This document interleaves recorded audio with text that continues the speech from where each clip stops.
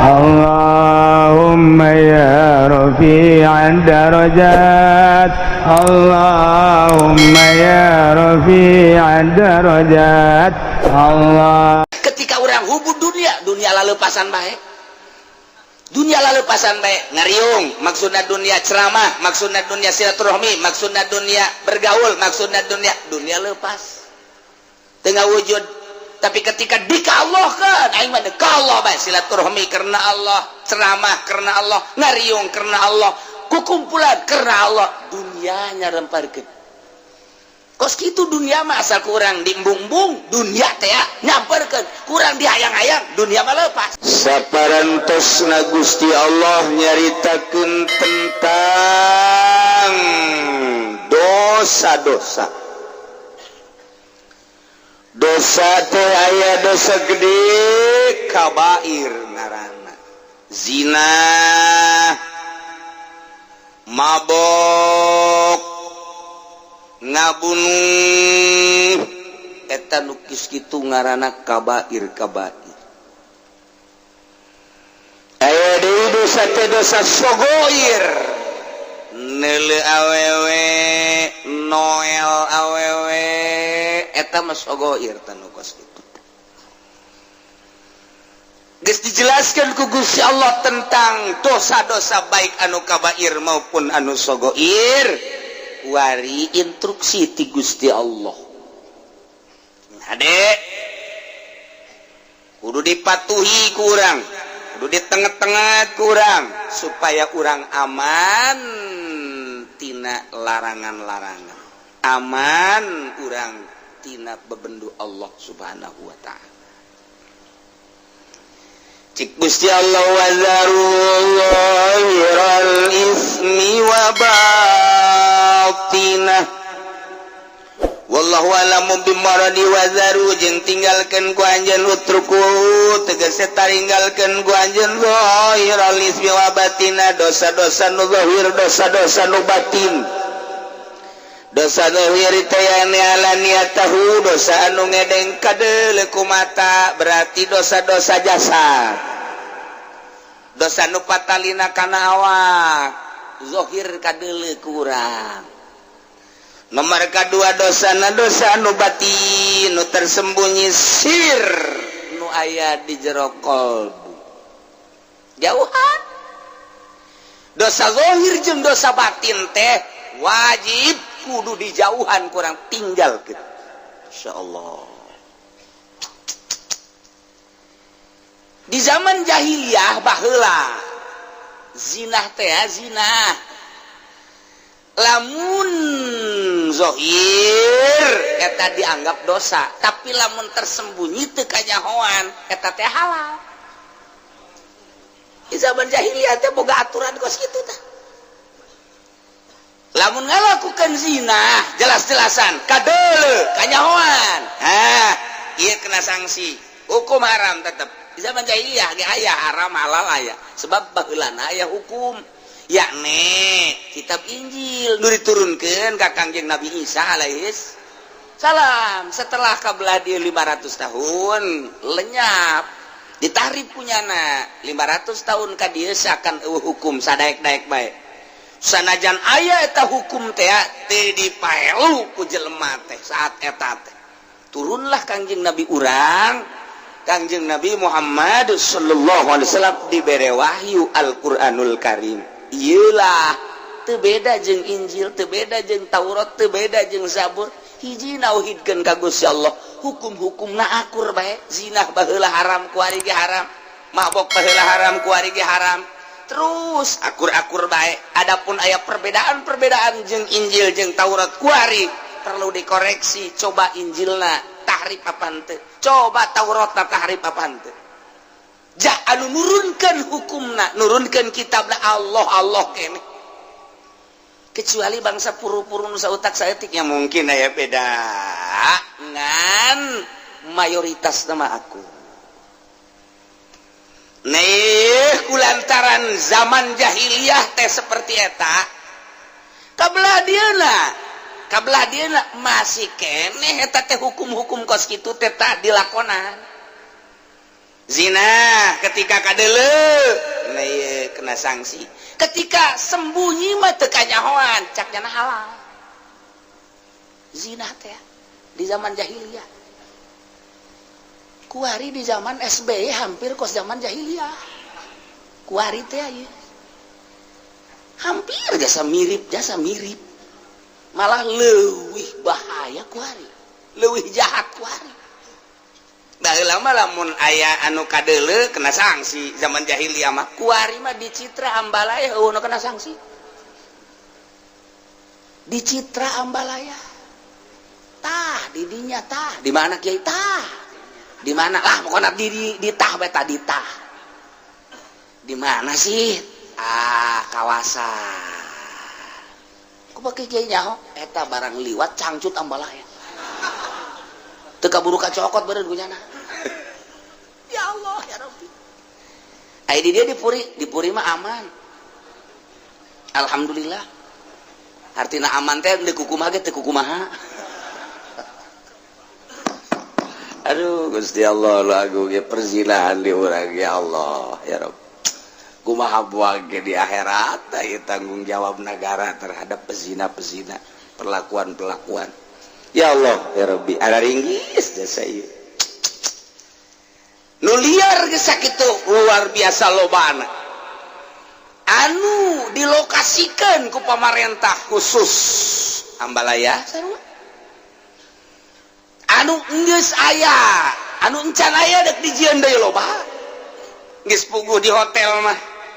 geus puguh tempat rekreasi mah kuari ambalaya unggal perumahan Masya Allah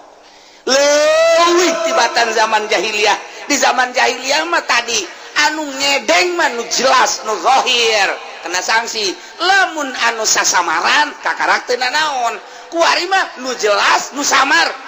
masalah leuwih jahat Masya Allah matak turunlah ayat ieu wa zarullahiral ismi wa batinah tinggalkeun kumarana kabeh dosa nu zahir anu kadeulean ku mata nu patalina jeung awak baik dosa kabair maupun dosa sogoir wa batinah jeung dosa nu tersembunyi anu ayana di jero hate dosa naon anu di hate dosa hayang kalem ku jelema salat hayang kadele ku tatangga salat hayang kadele ku mitoha salat hayang kadele ku pimitohaeun salat hayang kadele ku murid salat hayang kadele ku guru keur carita salat keur carita puasa kitu kene ria ieu adalah batin dosa nu aya di jero hate lempengkeun Allah nu nitah salatna Allah anu ngalaksanakeunana nu ngamampuhkeunana nu ngawasakeunana Allah nu rek kaganjarna ge Allah ka Allah bae sia tuh lantaran ke urang di akhirat teh kapan dipanggil ku Gusti Allah prede abdi nun coba salatna periksa malaikat periksa ku malaikat tata salat tarawih ta hayang naon ta salat tarawih ta coba hayang kaing apa hayang kalem hayang kalem kusaha baca hayang kalemna ku pimitohaeun mana pimitohaeunana mana panggil pimitohaeunana ka dinya tah ieu jelema tarawih liwat ka imah sia jeung deui nyana salat tarawihna hayang kalem tak ku sia ku pimitohaeun cak Gusti Allah titah cokot ganjaranna kanu hayang di alam tah cokot tapi mitohaeun lah nama tuh teu bisa ngaganjar anda teu bisa ngaganjar bilukeun ka ditu ka mana itu mah seuneu ka seuneukeun dikanarakakeun batin naon deui hasud batur nu maju warungna nyana nu gering batur anu maju usahana anu bengek batur anu kabeli mobil nya nu ngap-ngapan batur anu kabeli deui mobilnya anu diopnam ieu gara-gara hasud nu kos kitu ieu teu meunang aya nikmat di batur haju nyangkelik bae eta panyakit batin nu kos kitu ngaranna Kuari sombong. Udah kos kitu bae ku tetang kototeng. Ya Allah, mobilna jeung nyanana dibeli ku aing, kabeli kabeh. Eta ngaranna sombong tak kos kitu tah. Bisa naon sih sia teh aing ngadu jeung aing sombong ngaranna. Bukan naon sih sia aing jeung aing sombong ngaranna. Atau keur sorangan bae rarasaan ja aing pangsugihna, aing pangkasepna, aing pang sagalana ujub. Eta penyakit-penyakit batin nu kos kararit.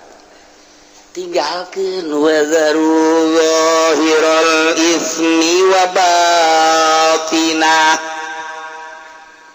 Dosa-dosa anu zahir manu kadele ku urang kuari dosa teh hartina nu julayaan jeung parentah Allah Subhanahu wa taala nu kitu ngaranna dosa tinggalkeun. Urang mapan kuari nu diparentah ku Gusti Allah teu dilaksanakeun, nu teu diparentah dilaksanakeun. Dosa malulu urang. Leletikanana urang di hareupeun imah isuki-suki bae mantes mandi bari ngarokok aya kopi di hareup. Nu merena pamajikan urang. Cik pamajikanana bari diuk di sisi Haji. Ke ka mana teh seur bededeulan. Aduh nu liwat loba jasa cakeun eta. Nu liwat loba jasa neleukeun karyawan. Itu mah rada bagus tuh budak tuh. Cakena mah meureun teu dosa eta ngomong kos kitu teh neuleukeun kos kitu tah eta. Ya Allah ya Rabbi. Nya geus kolot umurna 60 tahun. Ya numpuk-numpuk dosa mata doang ya lumayan da dicolok ke ku malaikat eta. Ya Allah teu bisa sadar eta geus kolot ge teu bisa. Teu kieu lah aing mah geus kolot budak, ulah sok cari cing di hareup. Kunaon emang ge? Lah ribet aing geus sia. Aing kalangan ku sia. Tolol teh Ki Haji. Sok diriza. Sok nyian dosa, raka sia, mata sia tah. Geus bae urang kudu nama peureuh. Tinggalkeun nu geus manggeus bo aing 50 tahun ka tukang deuleuhan bae teu katobatan meureun kumaha. Geus kuari mah moal deui aing. Hayang-hayang teuing mah neuleukeun nu di imah bae. Jadi siap, diuk diharap, buka baju. Nek naon aing hayang neuleuh di jalan mending neuleuh nu sia. Dala kutang buka. Ih, sok yana naon lain naon, lain deuleuh sia mahal. Daripada aing neuleukeun batur. Aing deuleuh incuran deuleukeun di.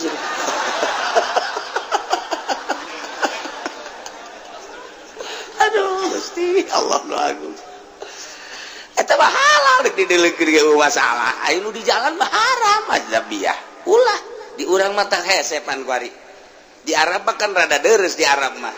Sajore-jorena di Arab lantarannya mah make borongsong pan ka dieu. Kadang-kadang matana ge atuh teu kadeuleuan kapan make cadar. Deres urang teu bisa neuleuh di Arab teu bisa neuleuh. Sejahat-jahat dari Arab pelebah aurat tetap mereka tutupan. Coba di urang mah masya Allah tuh hese aja nu make jilbab. Aya ge jilbab sakieu sapotong ada deres geus ai ieu ditutupan ai pingping ka mana-mana. Nih kumaha deui coba ieu. Ih geus hese bae kumaha di Indonesia mah jadi urang ieu hese jasa. Mata kata asal keluar berarti imah mata mah geus berdosa bae pasti jasa. Mata mah geus pasti jasa. Mantap kuari ba atuh nu bagus mah geus ulah ka mana cicing bae di imah cak tatangga teh jeung cak murid-muridna kiai bloonnya kunaon emang bloon nya ditahan ulah ka mana nya ka mana bae kiai teh si tolol ka mana bae ja kuari mah dek kiai dek teh saha asal geus loba keluar we pasti bae neuleuh aurat. Hajupan iya hatena encan bisa aja encan dimimitian dijaga pan kunyana. Encan dimimitian dijaga, encan dimimitian di naon gitu ngaranna di lempeng-lempeng hatena. Ai kitu mah nu geus tapakur sering gitu ngabebener hate. Ketika aya beureum atawa teu melu rada deres. Pan encan nyanana encan ke arah batin asal neuleuh nu geulis atuh aya sir. Asal neuleuh nu goreng cakate teu resep tamah padahal tak kikituan teh doraka pan itu mah hideung itu mah pendek eta doraka pan kos kitu teh cak Allah pan eta buatan aing kabeh kunaon atuh sia ngagogoreng buatan aing lain hayu ku sia disyukuri kadanan sia atuh ku syukuran mah ulah-ulah ngomong janjieun teu becus atuh pan sia mah padahal buatan aing urang tapi teu sadar pan kadinya satungtung urang can ngaberesan hate kitu bae urang deuleuna naon ge aju kadeuleu bae pan ku urang naik angkot kebeneran jeung si Mbak make rok mini pan di dinya sanajan urang make sorban dideuleukeun bae tadi komo mun teu make sorban sakilang make sorban bae cakate ini udah seutik deui tah seutik deui tah asana urang make nyere mah disingkapkeun ku urang eta kumaha alaqala zahirul ismi zahir dosa lu zahir eta kakarak mata doang masyaallah encan cili encan kabelah ditunah atuh ayeuna mah kitu main catur encan main gaple main remi encan main bola kabelah dituna encan gegendengan jeung awewe encan kabelah dituna mah kholwah jeung awewe di kamar kabelah dituna mah kabair mawaan simba zahirul ismi wadar tinggalkeun wa batinah inu hese mah tarolah nu zahir mah beureun ai ustad-ustad teuing mah nyana kajaga ku ka ustadan tad ban kitu resep daek atuh aing mah ai daek mah daek we geus aing korep ustad pa geus lain ka Allah nyana ge sarua lain ka Allah teh ge isharaf teh teu meunang Allah berarti teh mah kadeuleu ieu mah lain atuh aing pan ustad budak kumaha cenah lamun aing mah mawa kos kitu eta kan eta kos kitu teh geus teu bagus eta jadi nyana teh kahalangan ku ka ustadan lain ku Allah jadi nyana mah sieun geus sieun digorengkeun ku manusia lain ku Allah sanajan kos kitu rada deres belah heulanan mah rada deres belah daripada diomong di ta ustad-ustad ngeboncengan si Mbak aing mah karena Allah lillahi ta'ala Allahu akbar ustad tolol aduh Gusti Allah ya sejasa ya sejasa ya kejauhan dosa ya urang ya Allah ieu kakarak dosa zahir doang komo dosa batin mah nu nyaho iwal ti Gusti Allah beuh meureunanan ieu dosa urang ria teh ujub teh takabur teh nu mantak itu dipetakeun teh dosa teh di dieu aya latifatul qalbi di dieu teh aya nafsul lawamah al-lawam al-hawa al-makruh al-ujbu al-ghibah ar-riya az-zulmu al-kidbu al-ghaflah nah eta teh nu kudu dipiceunan lalaunan ku urang bari merenung ka Gusti Allah miceunan laom cuad-cawad ka Gusti Allah miceunan hawa miceunan makruh miceunan ujub terus bae ku urang aya ti dieu teh handap ka dieu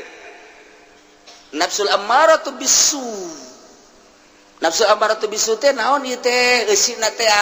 nah al bukhlu al hirsu al hasad al jahlu al kibru as syahwat al godob eta kan kudu dipiceunana ieu penyakit-penyakit batin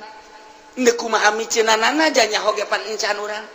meraktekeunana ge kapan encan nu mantak ketika jol teh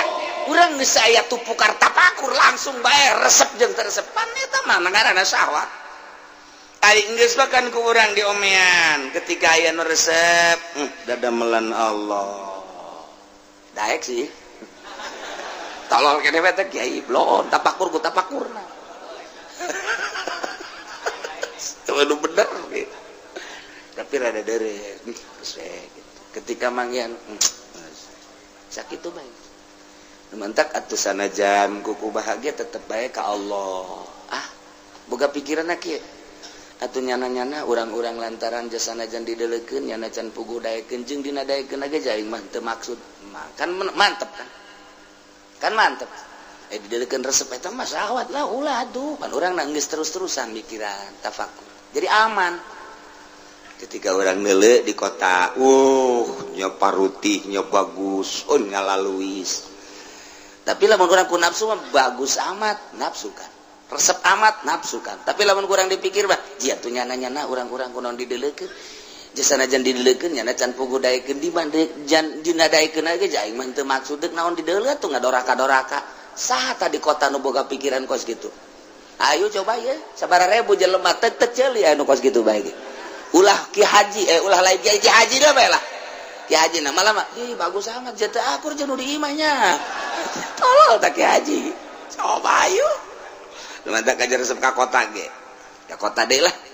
bukan cuci mata lain cuci mata ngerebakeun mata tidak ditinggalkan wazaru zahirul ismi wa batin Masya Allah yes aja tinggalkan di urang mah ya bab aurat bae di Indonesia ya di Indonesia saja di Arab mah rada deres lah di Arab mah rada deres rada mentak eta urang hese jasa ketika tawaf satu sisi urang teh dititah tawaf satu sisi urang tawaf teh babarengan jeung awewe tarolah ai ukuran ka sentuh jeung awewe mah urang bisa taklif ke mazhab lain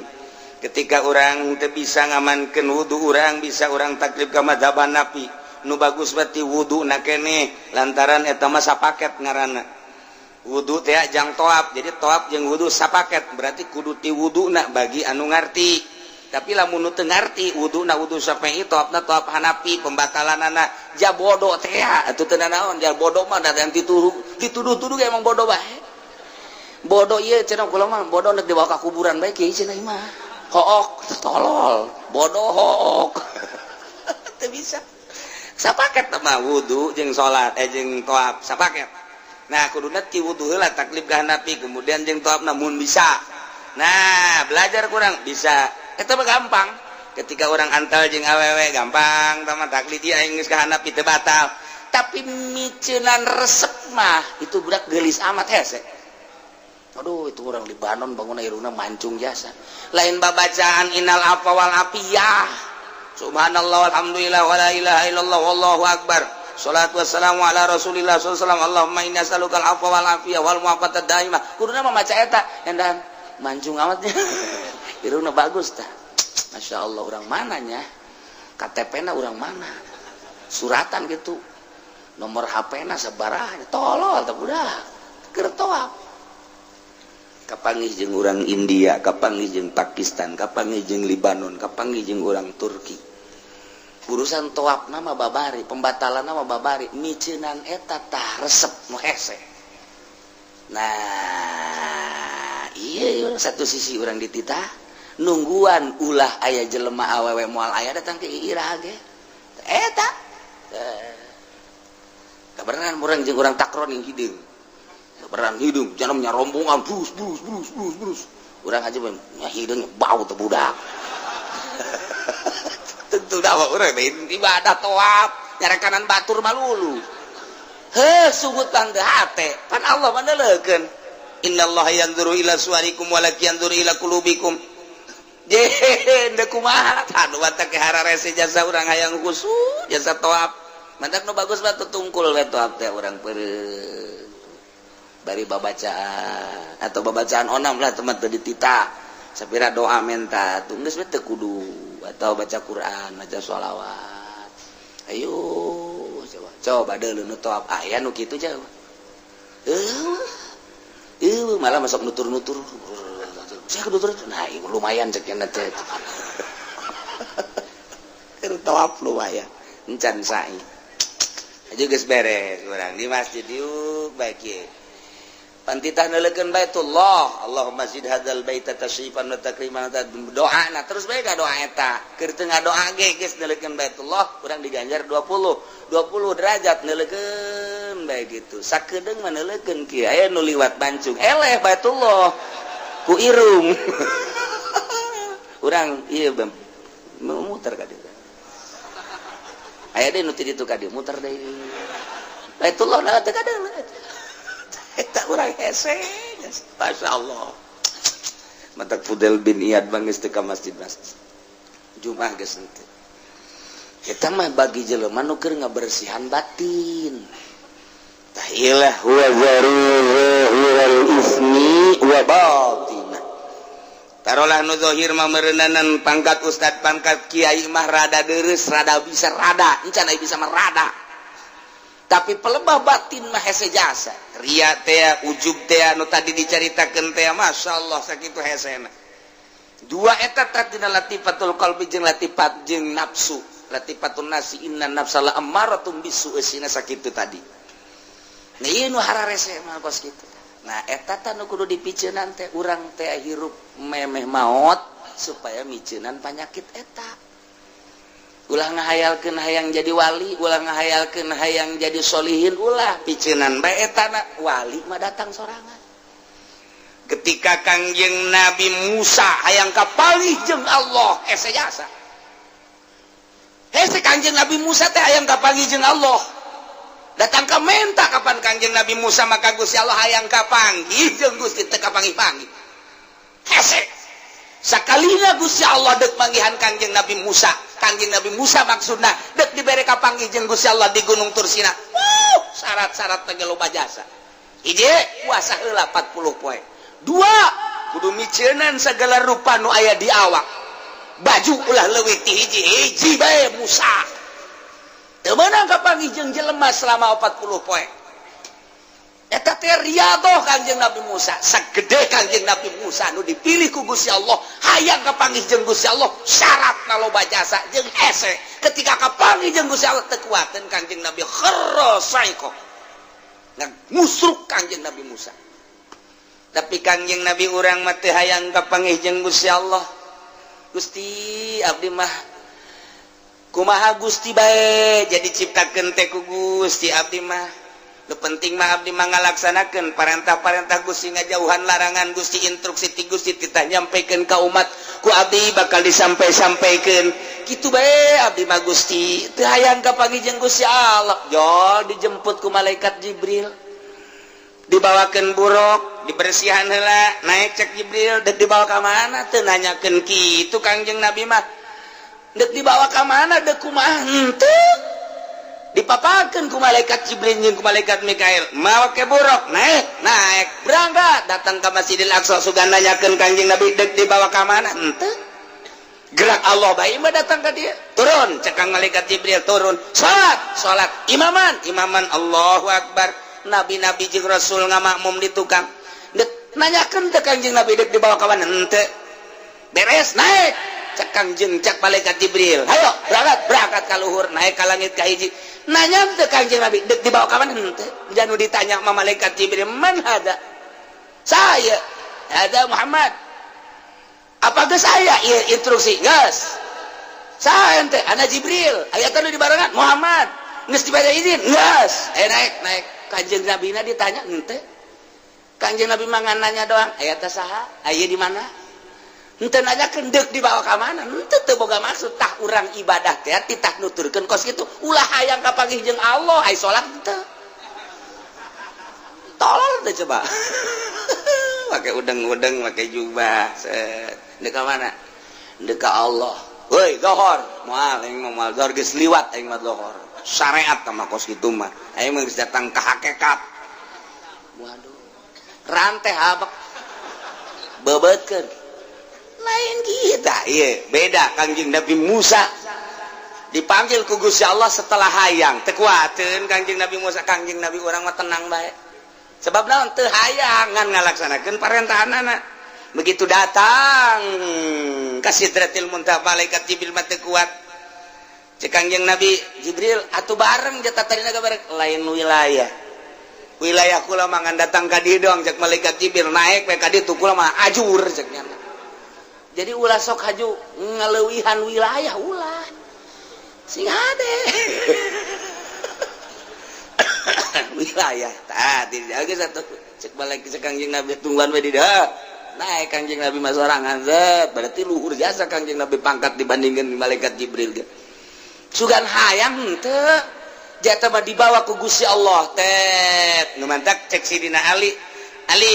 ai anjeun si maripat kumaha eta kunaon cek Sidina Ali maripat kula mah ku Allah ti Allah ka Allah lainang kula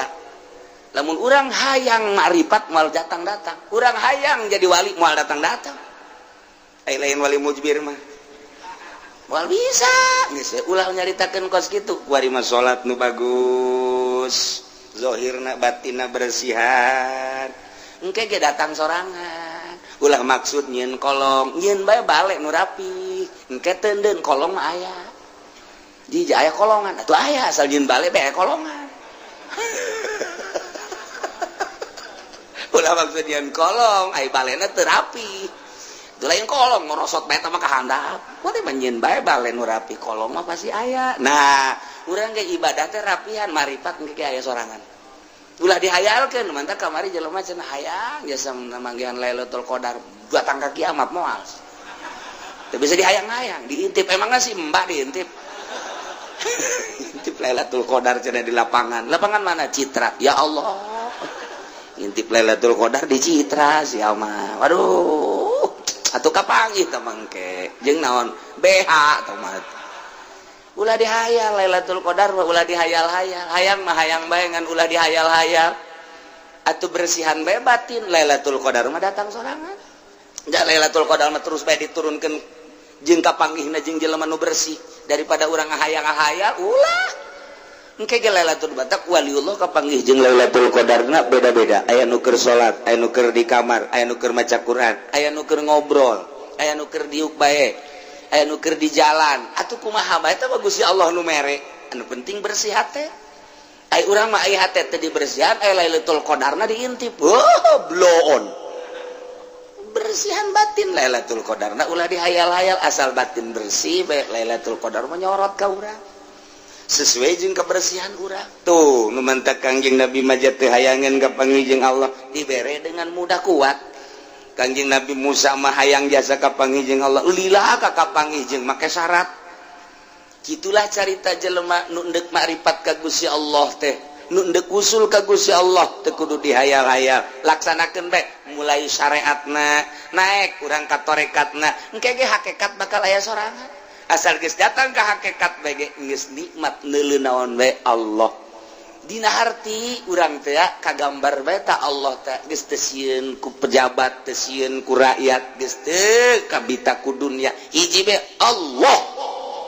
geus mantep tah lamun geus kos kitu tah nah eta kudu eta ieu konsepna wazaru zahirul ismi wa batin piceunan geura teh dosa zahir jeung dosa batin carana kumaha tuh kiai miceunan teh tinggalkeun secara zahir istighfaran sungut urang istighfar qalbu urang tobat mantap tobatna per detik tobat bae tobatnya per detik terus-terusan tobat teh sehingga tobatnya jadi makom geus belajar heula tobat engke jadi bisa lamun geus bisa jadi ahli lamun jadi ahli tobat iya dek di mana bae ge ku ari datangna dosa teh ya geus moal bisa lantaran geus ahli tobat geus belajar heula ku ari urang tobat mimiti zahir istighfaran make sungut mata istighfar astagfirullahaladzim tujukeun ka mata astagfirullahaladzim ya Allah abdi hampura Gusti tina dosa mata teh lain nu abdi tapi nu Gusti kemudian dibikeun ka abdi hak supaya abdi teh bisa neuleuh ku ari nu dideuleuh na makhluk Gusti ieu mata nu abdi dipake ku abdi ieu mata nu Gusti dipakekeun ka abdi hakna sakadar neuleuh nu dideuleuhna ieu makhluk Gusti hampura Gusti tina dosa mata lantaran abdi neuleuh ka makhluk Gusti poho ka Gusti sebagai nu bogana geus encan urang tah tobat kos kitu encan atuh di mana menang Lailatul Qadarna moal bisa hiji terus we per detik hampura Gusti eta mah teu kudu di masjid teu kudu di masjid tah kos kitu mah di jalan di mobil terus bae urang keur naik mobil di hareup teh neuleuh awewe di sisi jalan putih amat teh pingpingna ya Allah dosa langsung astagfirullahalazim sugan bae di hareup aya nu leuwih ti kitu Allah lain tobat blot astagfirullahalazim Gusti mata abdi cikeneh pake neuleuh awewe aya hasrat Gusti hampura Gusti ieu mata teh lain nu abdi nu Gusti engke bakal dibalikeun ka Gusti ku Gusti bakal ditanya eta nu aing dipake naon ku sia cikeneh abdi neuleuh makhluk Gusti pohoan ka Gusti abdi ciptaan Gusti mata ciptaan Gusti neuleuhna ieu hawa nafsu abdi nu dideuleuh makhluk Gusti abdi resepna hawa nafsu abdi hampura Gusti moal kaburuna naon asana urang lamun kos kitu bae tah moal kaburu geus moal kaburu bae ieu mah lain kitu sia atuh di hareup wah galauna kenceng teh kunaon loba jelema tah mantep tah hese cuci mata heula didelekeun urang cak Allah teh ayeuna naonan sia paneta mata nu aing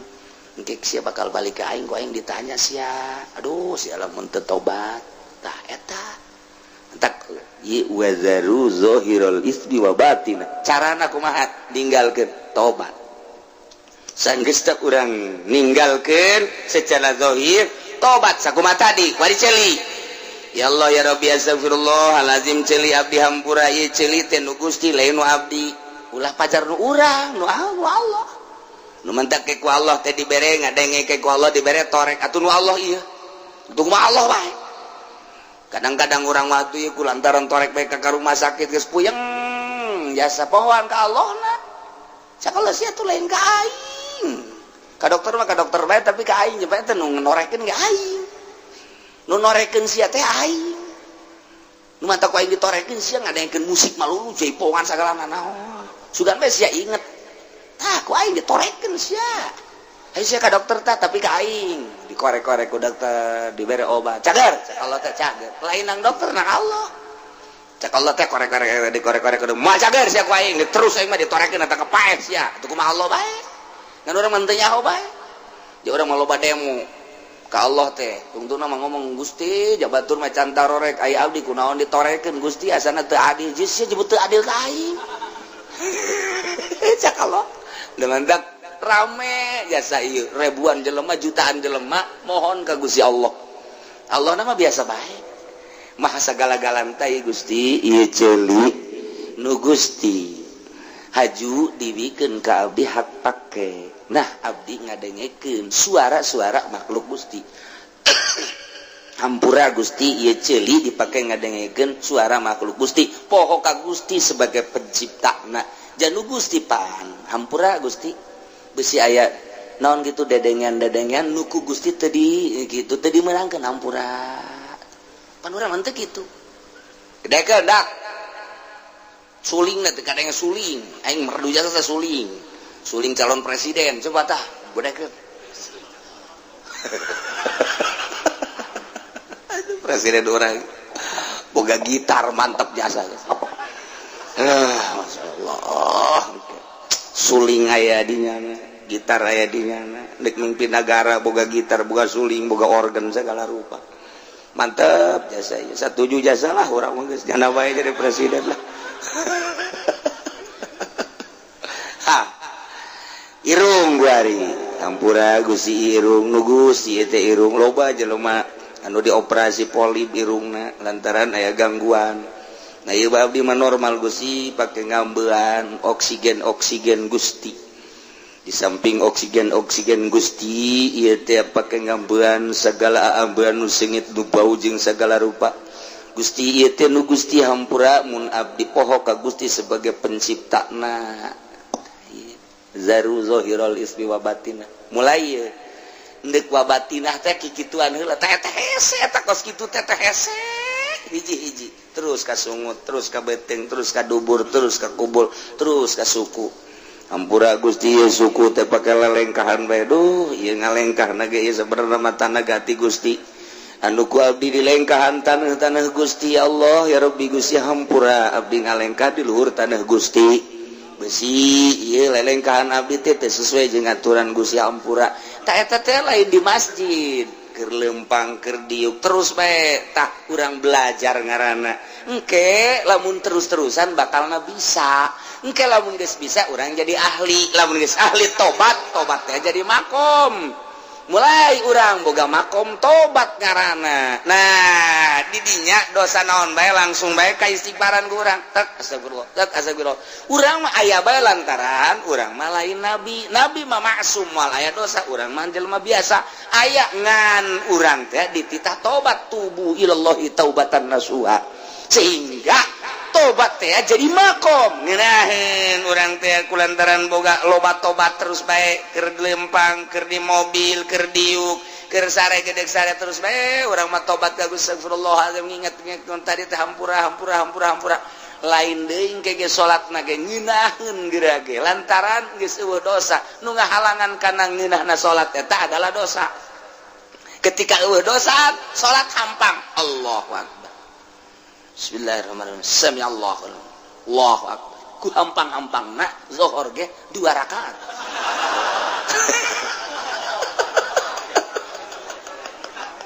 Aduh, ngaco sama salat bos gitu. Wa zaru zahiral ismi wa batinah. Tinggalkeun ku arjaneun kabeh dosa-dosa nu zahir nu patali jeung raga wa batinah jeung dosa nu tersembunyi yanen aya di jero hate wal ismu kila asina wa kila kullu masyiatin cek sakaul malain zina seluruh permaksiatan yo sing hade innal ladzina yaksibuna al isma sayujzauna bima kanu yaqtarifun. Sanyanya jelema anu migawe kana dosa baik dosa anu zahir maupun dosa anu batin engke teh bakal dibalas ku sebab pagawean manehanana di dunia. Ya Allah ya Rabbi, urang teh sugan teh mah geus neuleuh bae geus ngadenge bae sugan teh mah nyekel bae sugan teh mah ngomong doang sugan teh mah lelengkan doang horenganan sayujzauna bakal dibales ku Gusti Allah jaga di akhirat balasanana diadilkeun ku Gusti Allah disesuaikeun bima kanu taripun ku sebab pagawean nu kurang dilampahan di dunia nu teu katobatan teh nah iya baka bake neuleuan anu diharamkeun ku Gusti Allah can katobatan sayujzauna bima kan bakal dibalas ku sebab mata nu ku anjeun digunakeun pake neuleuh haram-haraman. Ceuli sayujzauna bakal dibales eta ceuli pake ngadengekeun nu diharamkeun ku Gusti Allah. Sungut sayujzauna bakal dibales ku sebab ngomong-ngomong nu diharamkeun ku Gusti Allah. Leungeun sayujzauna, sopo sayujzauna geus puguh kabair zina jeung sajabana mah. Nah iyalah sayujzauna bima kanu dari sing hade urang mumpung masih keneh dibere umur ku Gusti Allah dibere sehat ji teu nyaho bawa isukan dicabut nyawa bawa minggu hareup dicabut nyawa bawa bulan hareup dicabut nyawa ai kitu mah geus katobatan ngeunaheun tapi lamun can katobatan ieu rempan mantaklah cek ulah bae geus aki-aki mah geus umur 40 kaluhur 50 mah komo-komo 60 mah geus ngongkoyangkeun tasbih bae geus. Ulah aya dipake mah kongkoyangkeun bae. Cek ulah mah geus ulahna naon geus bae di imah. Masyaallah, moal kebal deui tah. Ngaca geus peot. Kulit dikeke geus peot, kabeh geus peot. Bobogaan geus hese ka hudang. Angel, sanjadan di toelan ge angel jasa. Henteu cara keur ngora teh jauh kena teng kabelan eta itu bang sing ada yang sare paeh berarti tah sebab bobogaan geus ngajakan paeh tah iya barang aja guari atuh jaya geus huisan kabeh bahkan huis teh lain di hulu bae bareng leuleuh ka handap jaya nu handap ge huisan huis teh geus ka handap-handap berarti kan geus kolot jasa. Ya Allah ya Rabbi juneuleuh ka pamajikanna naon ini guna nu dihandap huisan tuh wah itu tanya-tanya lain cobain dulu wah mukos gitu mah lain kudu ditanya pakai si dirina hebat deh tah eta urang geus kosida sadar berarti urang geus kosida maning ibadah konsisten urang aya nama geus asal isuk-isuk jam 7 kacai jam 8 tawa jam 9 duha lah jangan semal kebal deui. Salat duha 8 rakaat usolli sunat dua rakaat ulah 8 rakaat sekaligus.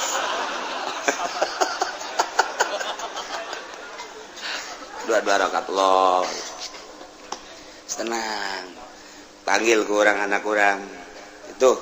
kontrakan itu tuh jang sia itu tuh toko-toko tuh jang sianya guys. Emang abang ke mana? Abang mau kembali lah tuh sekolah ieu. Tapi tetap bagi 2. Ya ngalaksanakeun store ka aing. Deres sakit tuh geus deres. Karena aing hirup keneh. Guys, jadi geus plong. Guys, patul urusan Gusti ya. Sawah. Aing merek ibadah bae ka Gusti Allah. Beuh eta kolot mantap jasad. Hebat jasad sama kolot. Terus maghrib maca Quran atawa maca sholawat, datang ka Isya, ulah balik di masjid. sakedeung ti magrib ka isya kuat kebalik blow on teh si kolot acara TV cenah kiai eta sih geus kolot mah geus papegatan mantang naon jeung TV papegatan isin ke lamun dihudangkeun ti kubur engke TV ti tadi panggul pan isin jadi isin urang ya Allah geus kolot-kolot nyambongkok pan manggul TV cak tetangga-tetangga ge eta naon lah sia kolot teh nyawa bae kunaon teh dibangun aing resep jasa baheula ieu TV ieu ka bawa bae wae geus dipiceunan ge nempel deui cek pan teu kudu ditaja sama ku malaikat karesepna berarti TV isin nih jih daripada ke di akhirat kurang di bang baluhan TV paling ti kuari papegatan jeung TV ya Allah ya Rabbi naon ngeunahna Siti baheula nonton sinetron nonton film jeung sajabana jasa kikituna keneh bae urang dilalaga kuno kos karari itu atuh mani di ka Allah keun geus aing mah kuari lah tas magrib moal keluar aing mah geus deuk datang kaisa maca sholawat tungkul ngacai daripada nonton TV mending ngaca geus saya ngomong dengan HSP geus lah udang-udang jam 12 geus isya tak insan dia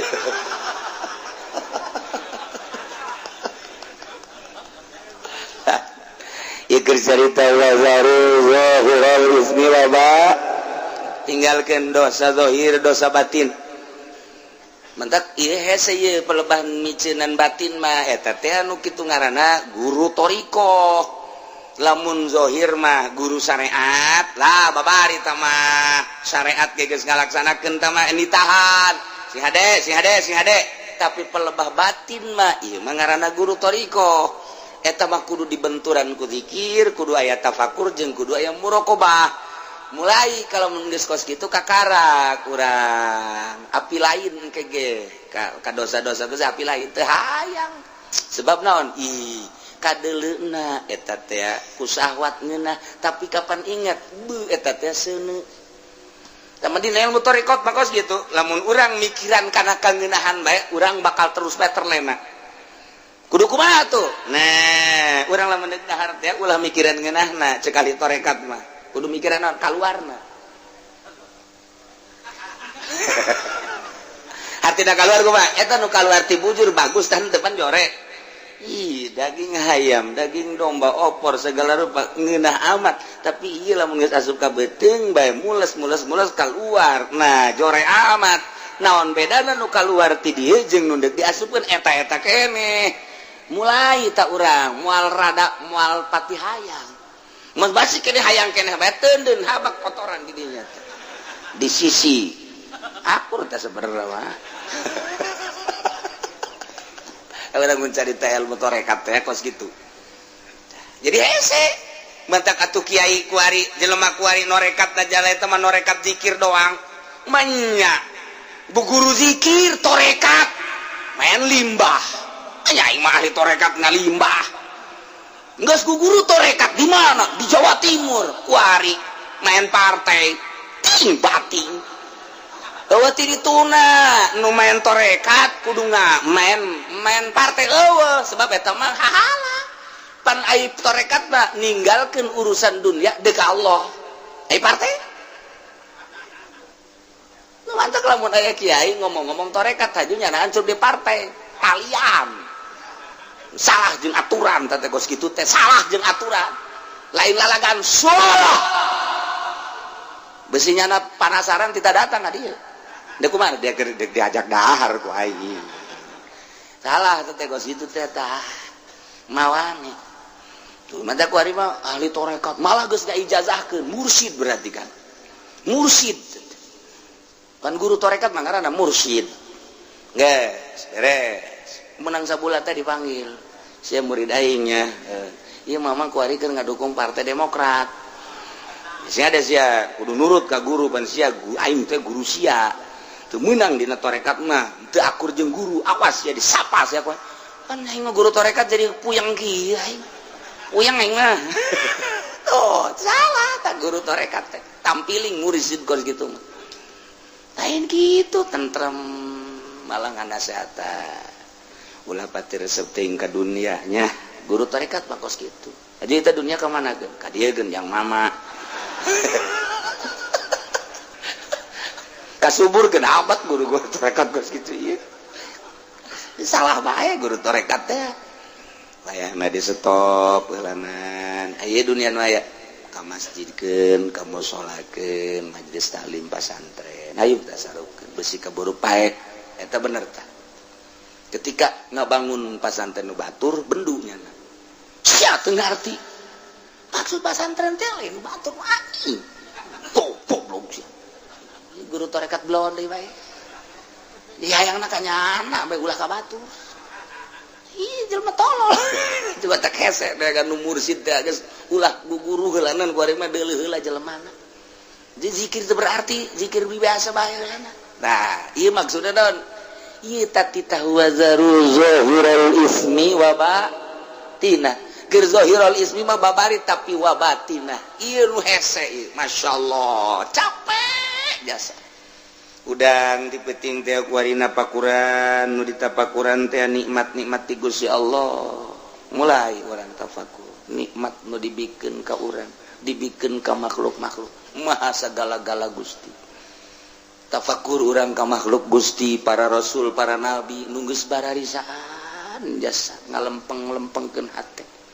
tapakuran ku urang Ahmad tapakuran Muhammad luar biasa tama Gusti abeh naon abeh nyurup ka diri urang abeh nyurup urang teh napakuran Kangjeng Nabi lain salam-salam haju menang berkat lain Assalamu alayka zainal anbiya ya assalamu alayka Assalamu alayka asqal asqiya ya assalamu alayka Assalamu alayka asqal asqiya ya assalamu alayka min rabbis samai beres balik berkat nah aya cek aji podol sial kaing di bae asana ieu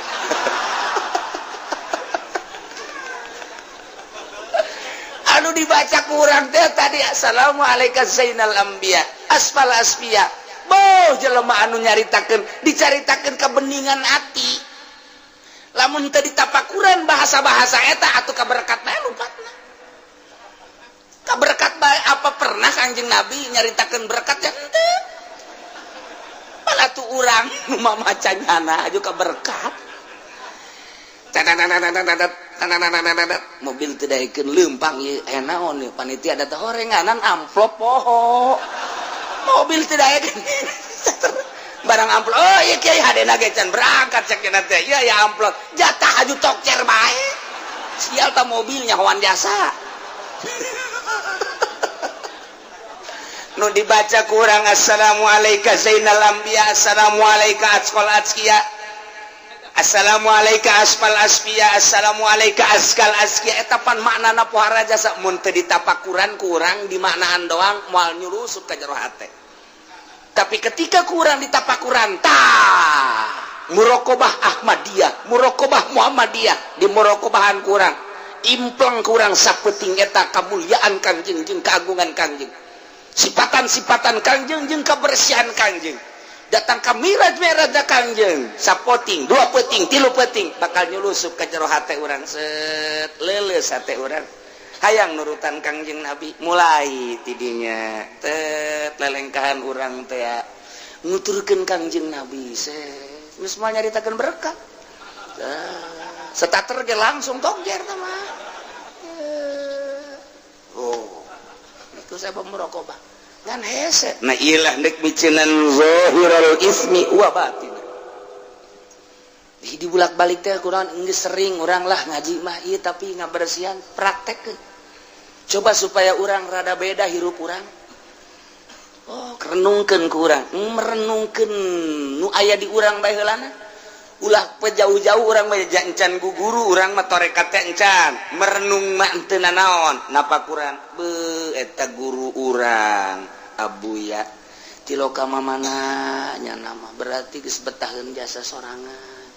aya naon eta di dirina mah teu betah sorangan ge nyana di imah sorangan bae gawena naon beusi ke urang nurutan nyana ai nyana mah maca Quran ai urang mah nonton TV beda tanyakeun eta si abuya nyana sorangan ben oh jana memiti salat duha aju ngaji terus oke salat terus ke istirahat ke ngaji deui ke salat deui terus kapetingkeun terus baca Quran terus reup sarek terus hudang salat deui terus gitu bae oh jadi ibadah beusi ke diturutan cicingna doang aju urang meuli TV buat tuh mantep imah TV dua abeh nurutan abuya teu ka mana-mana tepan tolol eta kos gitu tah. Nah, tafakuran. Eta kakarak sapangkatnyana komo Syekh Asnawi meureunnan. Eta sapangkatnyana komo Syekh Nawawi meureunnan. Terus dipikir ahli-ahli Allah. Nu mantak salapi bakos gitu. Lamun urang mengkol ka lain salapi, nurutan nu lain salapi.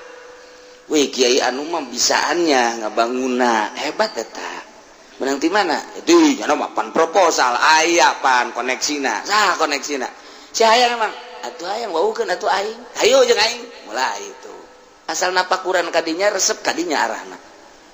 Tapi lamun napakuran wali minimal urang teh bau wali.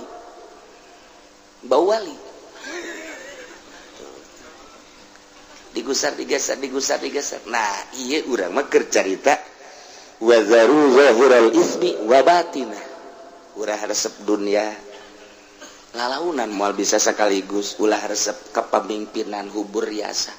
lalaunan gelananan lamun urang resep jadi pamimpin silakan begitu urang nyalateun aing asana jadi imam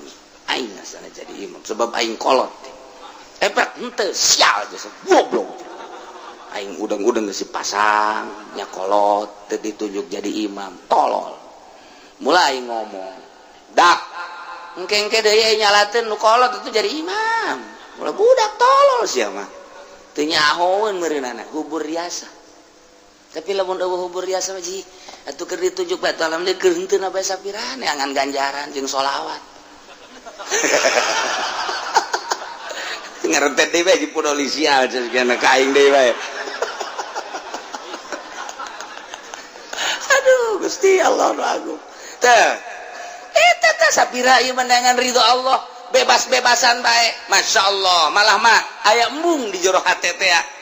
lantaran teu aya resep nu mantak lamun teu aya resep malah diangkat man tawadhu rafa'ullah lamun jelema tawadu diangkat ku Gusti Allah gara-gara urang henteu tawadu dibebaskeun ku Gusti Allah eta tah micenan hubna tah micenan hubur riasa ketika urang hubur dunia laleupasan bae dunia laleupasan bae ngariung maksudna dunia ceramah maksudna dunia silaturahmi maksudna dunia bergaul maksudna dunia leupas teu ngawujud tapi ketika dikaallahkeun aing mah ka Allah bae silaturahmi karena Allah ceramah karena Allah ngariung karena Allah kukumpulan karena Allah dunia nyaremparkeun kos kitu dunia mah asal kurang diembung-embung dunia teh nyamperkeun kurang dihayang-hayang dunia mah leupas tah cenah ku aing dek diembung-embung dunia coba hayang nyaho kumpul henteu barang ku nyana diembung-embung teh teu kumpul-kumpul babeja aing jak geus embung ka dunia pan teu kumpul-kumpul atuh diembungan atuh aju ku nu diana henteu atuh pas pan sia embung ada dunia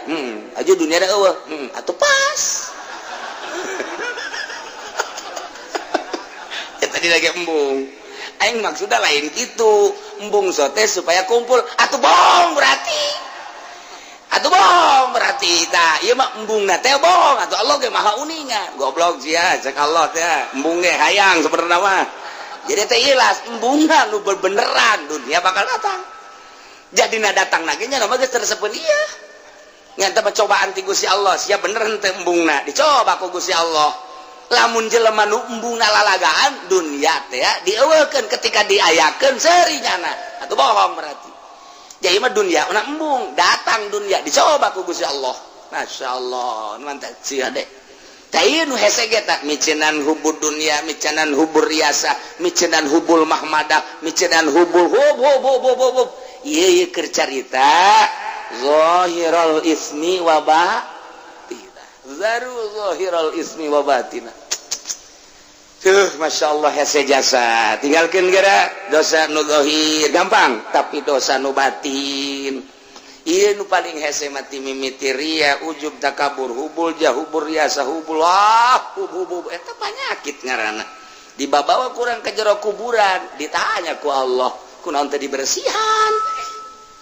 Nah iyalah urang ngaji teh ya mulai hese orang ngaji mantap cek Imam Ghazali maca mah babari ngahartikeun babari praktek geusnya hese kajen kukumaha ge ja bener.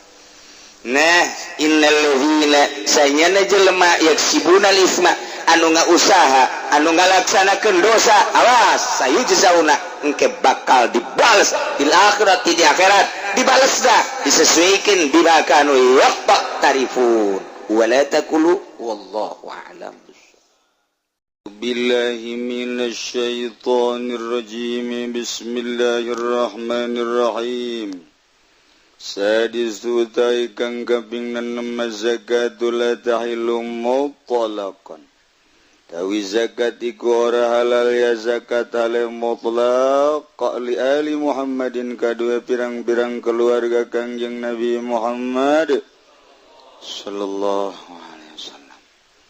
Haram pikeun Kangjeng berikut keluargana zakat. Nah tasrifan lahum karena arah ngamulyakeun lahum kadua ali Muhammad. Yana min fuduli amwalin nas karena satuhune zakat ikut tetap saking birang-birang lelewihan birang-birang harta manusia. Lantaran zakat mafudul lelewihan harta manusia maka numulnya Kangjeng berikut keluargana teu layak dibere zakat. Tulifa fil muradilan dan perbuatakeun apa ing dalam karangkang dan karabakeun bil ali kalawan ali.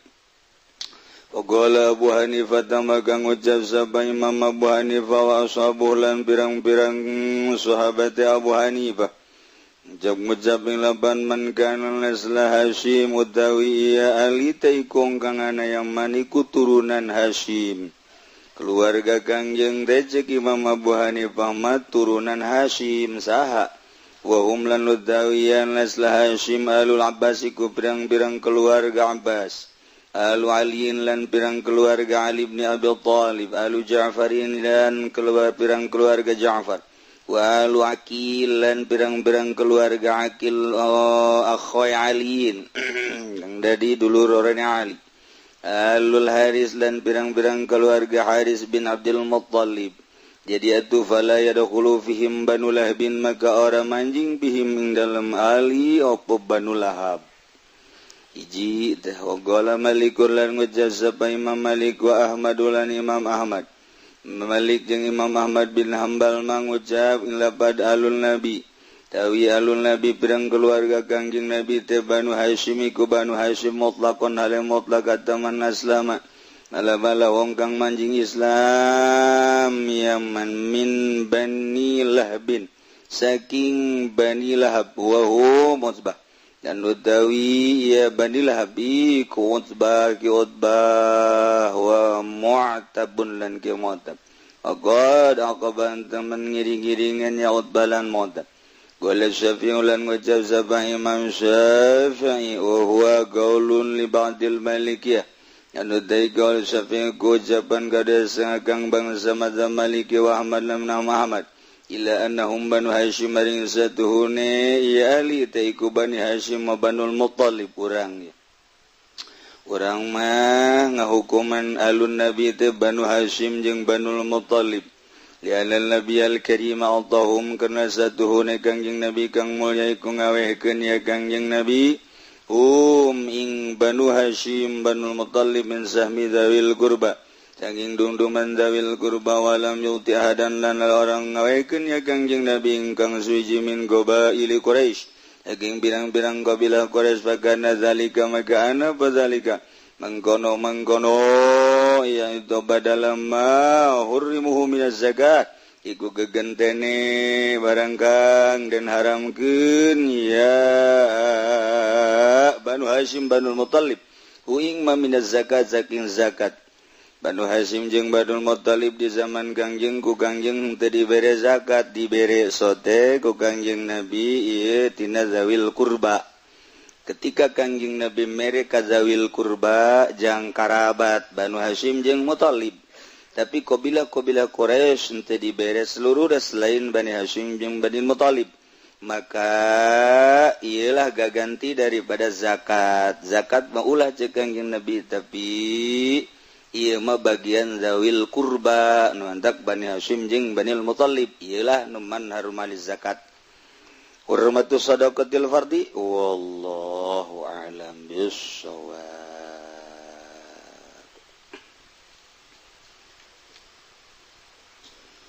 Bismillahirrahmanirrahim wa dzalika lan utawi ma'yadun numudani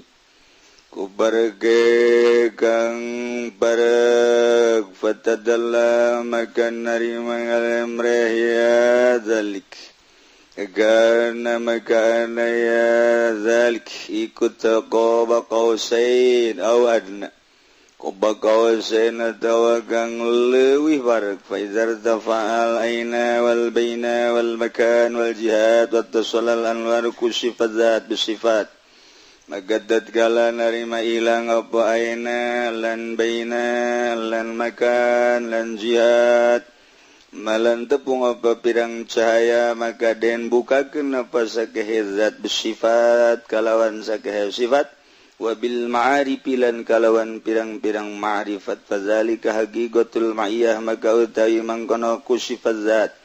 sifat wabil ma'arifi ku hakikat sifat bareng idh huwa subhanahu munazzahun alil infisal wal ittisal bil hadis.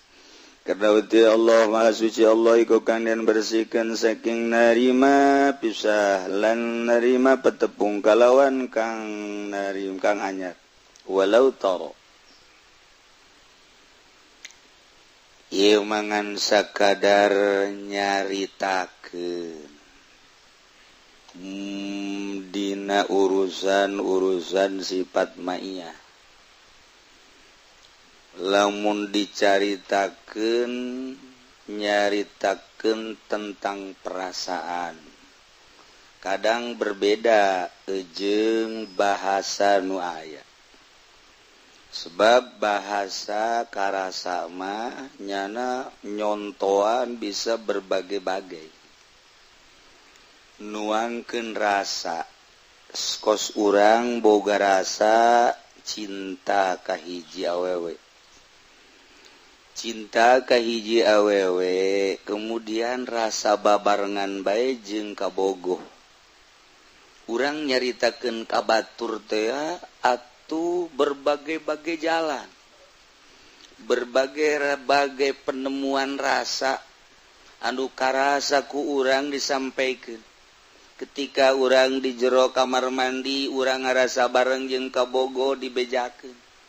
ketika urang keur di tempat sare ketika urang keur diuk di hareupeun imah ketika urang keur di jero kamar nu unik ketika urang keur salat teh lain babarengan jeung Allah jeung kabogoh di hareupeun urang asa aya bae bibir bebene urang hunung bebene urang ngajebi bebene urang marah bebene urang nakol nyiwit kabeh eta kan rasa dituangkeun rasa eta teh kana bahasa atuh moal anggeus-anggeus urang asal daek ngadengekeun jelema nu bobogohan urang ngobrolnya ti isuk ka zohor ka asar ka peuting ka isuk deui capek ngadengekeun suape ngadengekeun komo haju terus anggeusna urang rarasaan teh kitu haju ku urang ditoel cinggirna mulai tah lah cinggir ieu sepira cinggir terus ka leungeun sepira leungeun kugu kelek lah sepira kelek nu deukeut kelek paneta terus bae terus moal anggeus-anggeus urang nu ngadengekeun cinta batur teh terus kabongbroy nya nyaritakeun berbagai pengalamannya moal anggeus. Nah, komo ieu atuh cinta ka Gusti Allah, rasa bareng jeung Gusti Allah.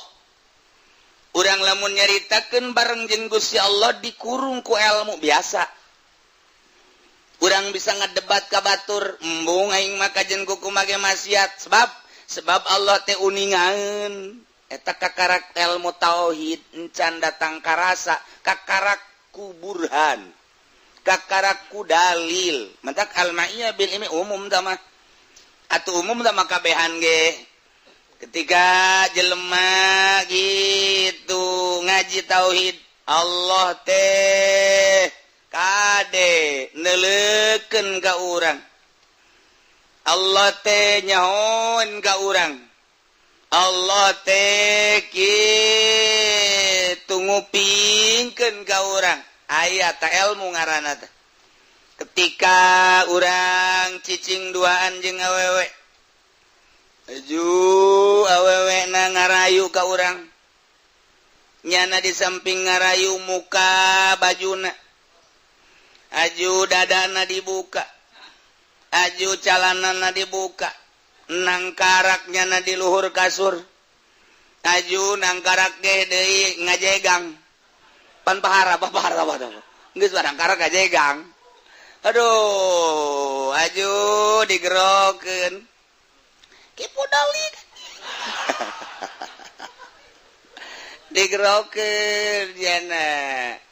ibu doli asup ka kamar tapi kapan didinya teh embung aing kajen kumaha ge geulis tinggal geulis molek tinggal molek bersih tinggal bersih kunaon emang Allah neuleukeun ilmu ngaranna Allah nyahoeun ilmu ngaranna embung kajen kumaha ge bong kajen kaluar deui bae atau dideuleukeun doang tah eta teh kan ilmu biasa sama kos kitu mah boro-boro kiai boro-boro ustad boro-boro santri atuh sanajan jawara ge kadang-kadang aya perhitungan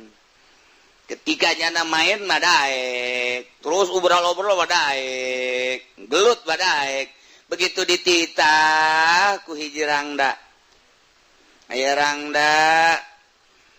geus aya meureunana 5 tahun mah teu boga salaki nyana ngagerokeun jawara teh kade ieu mah resep kula mah ieu mah yang ditumpakan bae emang kurang geus kebel jasa ieu teu manggih jak janda teh ieu mah hitung-hitung sedekah bae sedekah meureun meunang gajaran kan ai sedekah gitu mah sebab nulungan jak nyana dakwah heula tah we ge dakwah biasa jana ge atuh tertarik oge bener oge nya ieu mah urusanna izina mah meureunana haram ngan meureun eta tah nulunganana mah meureun meunang ganjaran sakiana tangkorak sia meureunna urang ge hampir-hampir kapincut nah begitu endek we embung kunaon ieu teh pan diharamkeun ing manggeus bakos kieu hirup main osok sagala osok tapi aing datang ka zina mah embung emang haram Allah kan neuleukeun aing teu kudu kusesa ku Allah ge dideuleukeun cukup ilmu ngaranna eta loba teh nu kos kitu mah loba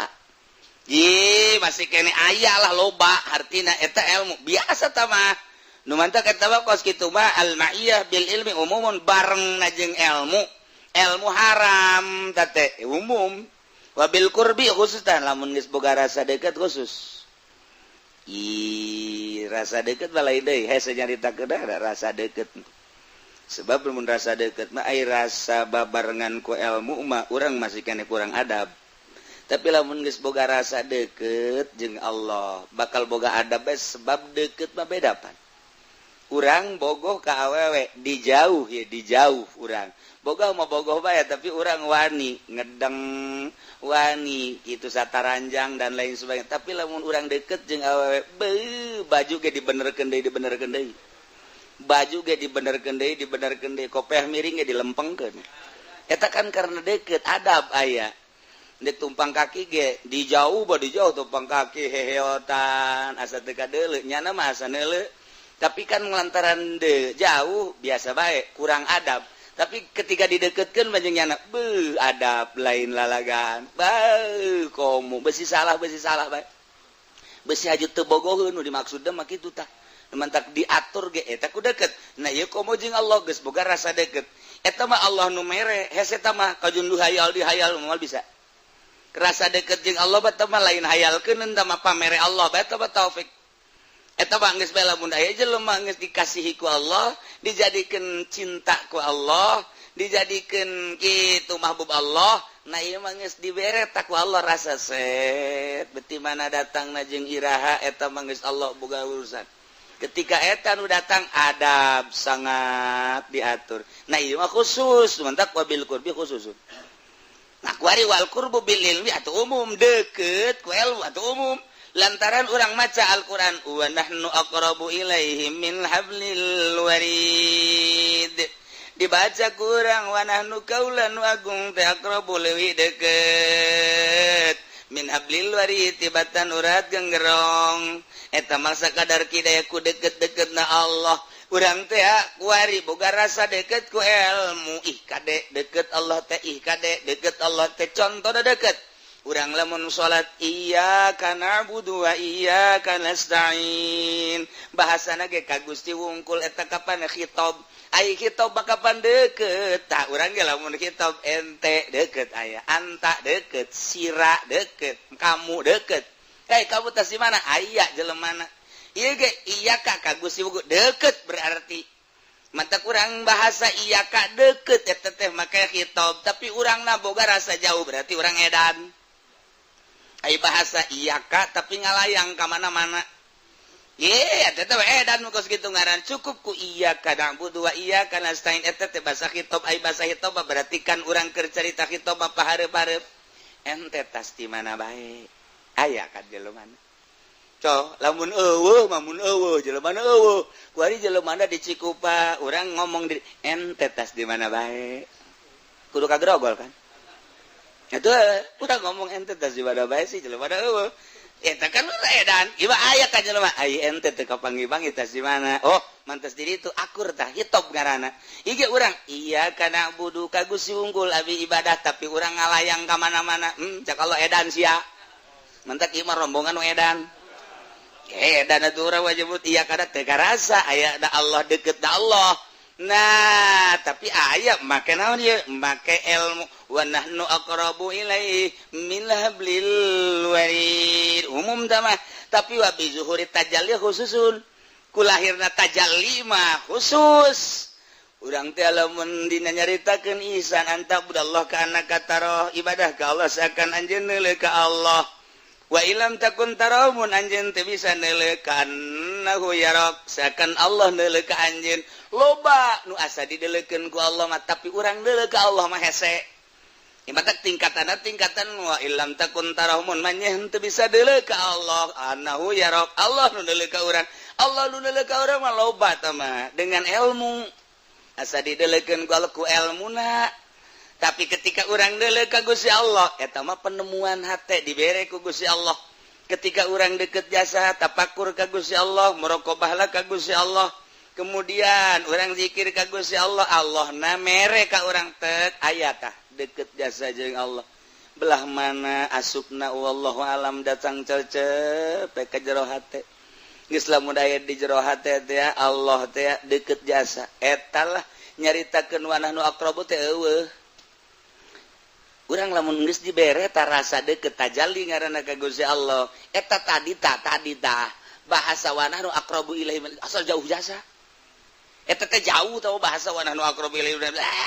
ieu mah lantaran keur karasa tah ieu boga rasa deukeut jeung Allah bahkan nyangkrung di jero hate engke kadang dicabut ke kadang aya kadang dicabut eta urusanan Allah teu bisa dihayal nah ketika zuhuri tajalli khusus wa zalika ieu mah ieu nu bi zuhuri tajalli dunu dani eta deukeutna ge deukeutna deui nu mantap fatadalla ieu mah fakana qaba qausain au adna seakan-akan dikinayahan persis okos busur antara okos panah di antara dua gondewa qausain teh urang lamun panah set panah gondewana tuh gondewa panah muka dieu ieu keur carita zahir tuh teh ieu gondewa ngaranna teh nu sok dicekelan plak gondewa teh ngaranna teh ieu panah ieu qoba ngaranna qoba kausain tak eta teh deket jasa ieu panah kadua gondewa tuh ieu gondewa tah ieu panah ka dieu deket atuh deket ku aja ngahiji ieu gondewa dua tuh ieu panahna set ngabahasakeun qoba kausain okos panah deket antara dua gondewa ieu ke carita bahasa lapan. Nah ieu endeu kumaha teu deket lantaran aya di jero gondewa. Di jero gondewa panah teh atuh lamun kurang ditarik cep. Nah ieu lah gondewa dua kaosaen ieu kobak kaosaen. Nah eta teh ngabahasakeunana urang deket jeung Allah teh dudu danin lantaran tajalli okos kobak kaosaen ada atau leuwih deket eta ieu mah kinayah nyaritakeun deketna urang ka Allah lantaran deket teh kurasa dikinayahan kumaha ieu kos gondewa aya dina dua gondewa kos panah aya dina gondewa ngaranna kobak kaosaen ku deket-deket teh kaluar ieu panah tina kaosaen. Jadi gak hiji antara panah jeung kaosaen teh ada atau ka Allah leuwih deket eta lah. Nah eta kinayah makom kobak kaosaen au adna ketika Kangjeng Nabi Mi'raj aya jelema nu ayun-ayunan di handapeun aras ambo. Di handapeun aras eta mah ayun-ayunan. Malaikat Jibril naros, ya Muhammad, Muhammad, ente nyaho ente eta saha nu ayun-ayun heula. Lamun hayang nyaho eta adalah salah seorang umat anjeun urang Yaman, saha? Ngaranna Uwais Kurni. Urang kampung Koron.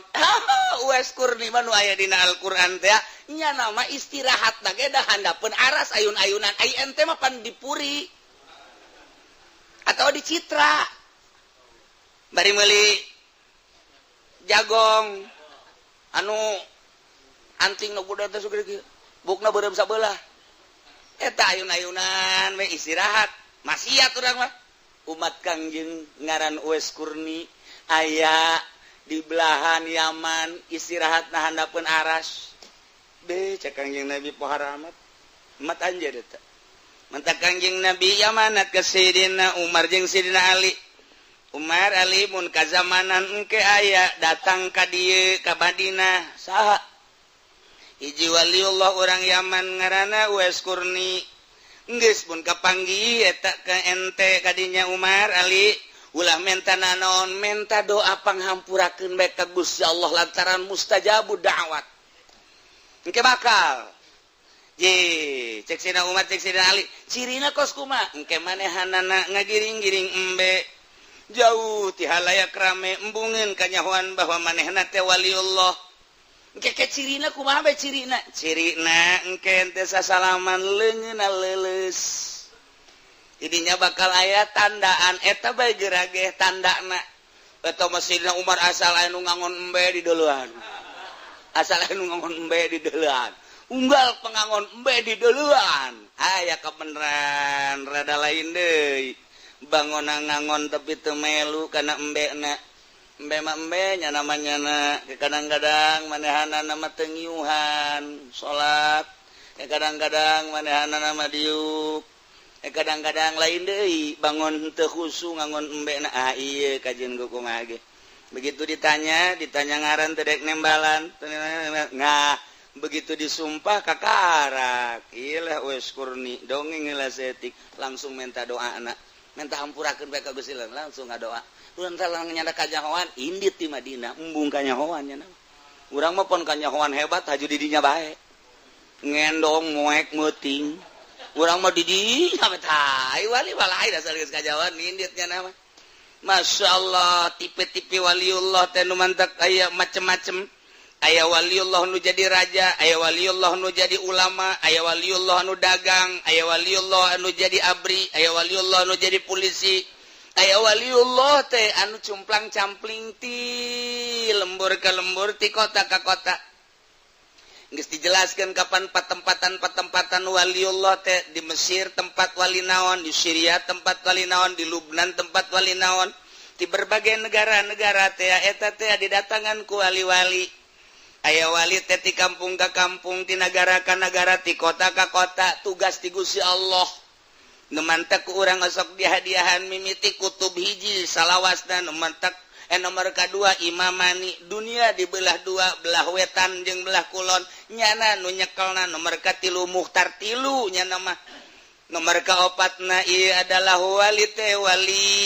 gitu autad opat jumlah na wali autad mah dunia dibelah opat bagi dua deui jadi opat eta saparapatna dieusi ku wali autad saparapatna dieusi ku wali autad opat sepanjang masa maot hiji cokot nomor kedua na nomor katilu nomor kaopat wali abdal 7 wali abdal mah nah sepanjang nama 7 bae lantaran poe teh aya 7 ti bibiti poe Minggu Senin Selasa tanggal 7 kemudian ka dituna wali teh nujaba uropa nusnukoba asoib dan lain-lain sebagainya aya rijalul gaib nah ieulah anu terus dipanggil rijalul gaib tugas ti Gusti Allah ti kota ka kota ti kampung ka kampung cumplang campling bae ngono terus bae nya bila perlu engke dipanggil ku negara anu urusannya ilah urusan gaib teh kos kitu nu mentak kadang pamitan we di keluarga anak leng teu puguh kuburanana di mana kejol bae aya tamu di kampung urang teu puguh urang mana nak mun ditanyakeun Syekh Mubarak nu aya di Cisoka urang mana teu nyaho mun ditanyakeun di Mede saha karangarana di Mede teh hah nah eta teh kapan urang mana ti mana teu nyaho mun urang nyaritakeun di buyut anu keur zaman buyut baheula teu nyaho urang mana nah kitulah wali-wali abdah urang mun nyaritakeun Syekh Mubarak lamun urang nyaritakeun itu Imam Maghribi di Maroko aya kuburan Imam Maghribi di Yogyakarta aya kuburan Imam Maghribi di Pandeglang aya kuburan Imam nyana keneh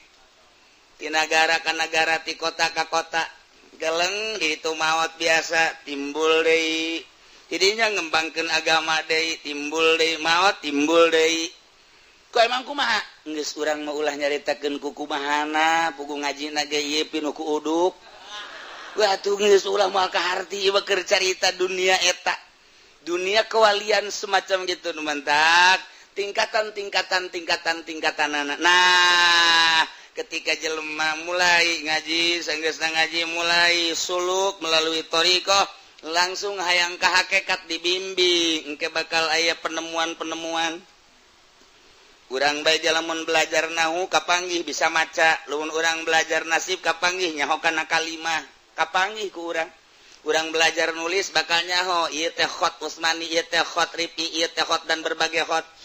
ieu teh Dewani dan lain sebagainya kapanggih bae urang belajar maka jeung kuku mage urang belajar bahasa Inggris atuh I love you mah bisa toh kapanggih bae tah urang guari belajar fikih atuh wudu bae mah jeung salat meureunanan rapi ketika nanyakeun urusan muamalah tarima meuli tarima ngajual mah meureun urang ge nyaho ketika urang ngaji ilmu mantek atuh beureun martil mah boga kos kitu bae terus ketika urang ngaji bilagoh atuh meureunanan nyaho urusan muqtadal hal dan lain-lain sebagainya nah ketika urang ngaji ilmu thariqah bakal aya papanggihan dibere nyaho ke ku guru kade ke di dieu bakal sok manggihan anu ulah bebejanya beja mentak itu boga guru makan urang kaget kumaha anu wow Waalaikumsalam non Tuan Syekh Abdul Qadir datang ka kula aja ku bacana atuh ieu be cenah nyana ngabisikan ka kula Abdul Qadir mana ieu urang bojong ngaco kan iya teu puguh guru mah segala Tuan Syekh Abdul Qadir segala Syekh Syarif Hidayatullah segala Maulana Hasanuddin nah iya stop aya guru mah lantaran urang teh geus mengabaikan zahir kuari ngurusan batin ti mimiti kolbu jeung sirna datang ka ruhani nu diurusan geus ieu awak zahir geus lasa lempang-lempana kumaha ayana bae teu pati diurusan sebab roh nu kurang diurusan kuari mah ketika urang ngurusan roh atuh bakal kapanggih jeung roh urang kuari urusanana DPR kapanggih jeung DPR urang kuari jadi intel kapanggih jeung intel deui urang kuari urang jadi polisi kapanggih jeung baris polisi deui sebab aya kantorna urang jadi santri kapanggih jeung para santri deui sebab aya markasna nah urang kuari ngurusan roh teh bakal kapanggih jeung urang toh beuki luhur mulai mimiti roh kuntilanak Sia lantaran ngurusan roh lamun datang kadinya taroh teh bakalna roh teh betah tanya ieu lelembutan ge kapanggih geura jeung anu didinya ta bakalna aya cobaan nya nah ieu ulah bebeja ka sasa kecuali ka aing guru sia ayo ka sasatu menang bebeja kecuali ka guruna geus leuwih nyaho deui lantaran urut perjalanan guru impian nyahoeun lantaran urut perjalanan guru mentak murid datang kadinya seri bae guru teh memeh ngomongnya nanggeus carita sia keur penting ngimpinya kapanggih jeung anu ji muhun aja sia anunya geus ulah loba omong teruskeun murid kaget kok bisa nyaho ka ngimpi pan ngimpi mah urusan anta mah urusan HS urusan sare rohani sebab guru geus aya di luhur nyana datang kadinya kanyahoan mulai terus naik diarahkeun kieu nah engke mah kapan bentat teh bentan teu pegel teu tunduh lantaran geus diurus rohani urang nu mantak kuari tunduh bae rohanina teu diurus ngurusan awak asal seubeuh bae beuteung dahar nginum tunduh asal dahar nginum tunduh rohani na teh diurusan ku urang pegeleun rohani teh nu mantap keur ngaji ge tunduh bae bila perlu hes keur ngaji ge teu aya isinnya mah terus bae hes bae lah kieu cenah sok kitu aing mah kitu bae tapi lamun diurusan mah ruh kan ngomong ka awak dah sia deui bae cakro asal dahar betul tuh yang sia kan tama aing mencan kan sia mah geus dahar geus nginum ngarokok tah bahkan urusan sia ai jadi urusan ku sia ngaji Quran teu maca zikir teu baca sholawat teu roh marah nu mantak marah urang keur urusan roh ai ente mah roh teu marah jadi urusan roh teh teu marah geus bae roh mah teu tenang-tenang wae paling ngecak roh teh aing malah milu ka neraka bae jeung sia teu ngomong tapi ketika urang ngurusan roh ngomong sing sabanding atuh cak roh teh ai maca Quran sayat 2 ayat ai dahar mah 2 piring eta ngaranna teh saimbang imbangi atuh mun dahar 2 piring atuh ayahna 2 juz 3 juz mah terus diurusan kurang diurusan kan beukita maca Quran sholawat zikir beukita lantaran orang sering urusan roh poho kana zahir dahar geus teu pati melu nginum teu pati melu sahayuna teger roh teh teger mulai kuari embung poho ka Gusti Allah per menit per jam per detik lantaran lazat ngeunah jasa roh teh atuh kapanggih ngeunahna kuari mah zikir ka Allah tafakur ka Allah muraqabah ka lantaran diurusan ku urang nah sageusna ku urang diurusan terus ngeunah kan guru nyahoeun sageusna nyahoeun engke bakalna mun geus datang ka dinya tah sok kapanggih jeung anu ngimpi ge bakalna kapanggih jeung impian anu impian nyahoeun urang ngurusan roh itu kan kakalayangan roh wali kakalayangan roh nabi kakalayangan para anbiya teh kakalayangan lain kangjeng nabi urang bae loba waliullah anu kapanggih eta sih keur marhabat teh aya roh-roh anu ngan teu nyaho engke aya nu ngabejaan itu nabi anu tah nu mantap kapanggih bae kudu kasurupan kapanggih jeung nabi Adam udah pohara amat tah si jelema sia kata si mana ya liwat ke kuburan kadinya jam sabaraha jam 11:30 tang hari aju waduh aya Nabi Musa wah ya budak talian apa tah ieu garana kasurupan lu kos kitu mah daripada ngaji kos kitu ya loba lamun ku urang difokuskeun ngaji hikam ngaji ieu atuh ujung-ujungna ngahaneng we kos eta teh nganeng aja roh ngalayang roh tuh kosong diurus ente tapi jangan narima karena wejangan ieu kosong sub iblis plek sia teh nya aing anu ngageugeuh Banten saha Hasanuddin kurang mana Serang oh di awal Hasanuddin Serang Maulana Hasanuddin apa Hasanuddin ulah loba ngomong siapa mah Hasanuddin banget mulai geus pencet di bakos ge mah pencetan hese di keluarga anak oh beda antara ahli thariqah nah kulantaran thariqah mah kos kitu keur carita ye kapanggilan di dunia eta lamun datang kadinya urang ngobrol lah arwah ngobrol jeung urang jadi hese caritakeun eta mah eta ge lamun dibere ku Allah mun teu mah teu bae aya nu dibere anu henteu tetep henteu datang kadinya mun teu kula kaget lamun carita Habib Lutfi carita baheula Habib Usman carita baheula Habib Ja'far eta kos karari itu nyana mata kos nu ngobrol jeung saha kos alamna keur aya di alam eta henteu selalu kitu nyana ge naik deui ke klek setika nyana geus aya di makom eta nah derajat eta ayana di dinya ketika naik deui ayana di dieu ketika naik deui aya di dieu beda-beda tuh urang kuari jadi lurah kapanggihna jeung rakyat jeung lurah deui urang naik kuari jadi camat kapanggihna mulai jeung PNS di kabupaten urang kuari jadi bupati atuh urang ge aya undangan ka gubernuran lantaran instruksi engke ti provinsi ketika orang jadi gubernur atau menteri lantaran ke instruksi itu menteri ketika orang jadi menteri presiden langsung instruksi anu ketika orang jadi presiden merah instruksi kutub ngaranna ieu keur cerita dunia nyata di dunia kewalian ge model kos karir nah ieu mah keur cerita wazalika dunudanin patadalla fakana qaba qausaini awan geus faizar tapal aina wallahu a'lam bissawab